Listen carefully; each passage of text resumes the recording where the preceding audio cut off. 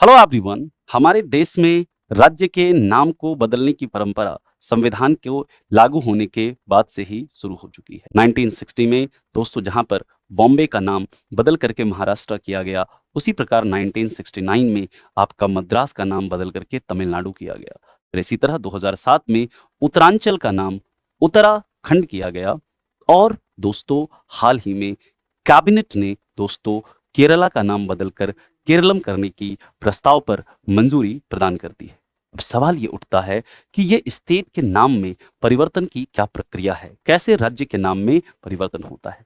दोस्तों हमारे संविधान के आर्टिकल 3 के तहत संसद को ये अधिकार है कि वो किसी भी राज्य के क्षेत्रफल में, नाम में, बाउंड्री में, एरिया में, उसमें क्या कर सकती है, चेंजेस कर सकती है। तो दोस्तों इसके लिए क्या प्रोसेस होता है। सबसे पहले जो संबंधित राज्य है उसकी विधानसभा यानी उसका जो स्टेट लेजिस्लेचर या राज्य विधानमंडल है, इसके लिए एक प्रस्ताव केंद्र सरकार के पास भेजता है। और फिर सेंट्रल गवर्नमेंट जो है इस प्रस्ताव को कहाँ दे किसके पास भेजती है, राष्ट्रपति के पास भेजती है।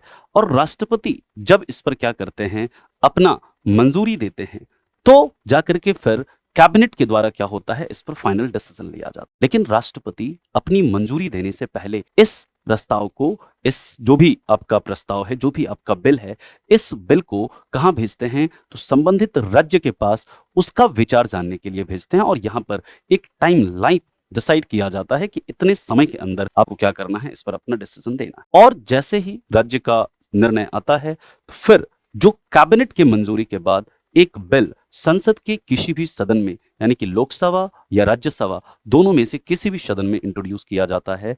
और फिर इसके बाद इस बिल को दोनों ही हाउसेस से सिंपल मेजोरिटी से पास किया जाता है। और फिर राष्ट्रपति के मंजूरी के बाद जो है उस राज्य के नाम में परिवर्तन हो जाता है। और इस परिवर्तन के साथ साथ दोस्तों हमारे संविधान के अनुसूची 1 और अनुसूची 4 जो स्केड्यूल 1 और स्केड्यूल 4, इसमें भी चेंजेस होता है। हालांकि इससे हमारे संविधान में भी संशोधन होता है, लेकिन आर्टिकल 4 हमारे संविधान का कहता है कि अगर आर्टिकल 2 या आर्टिकल 3 के तहत पार्लियामेंट कोई भी बिल पारित करती है, उसे आर्टिकल 368 के तहत संविधान संशोधन नहीं माना जाएगा, उसे एक ऑर्डिनरी बिल की तरह कंसीडर किया जाएगा और इसलिए इसे सिंपल मेजोरिटी से पास किया जाता है।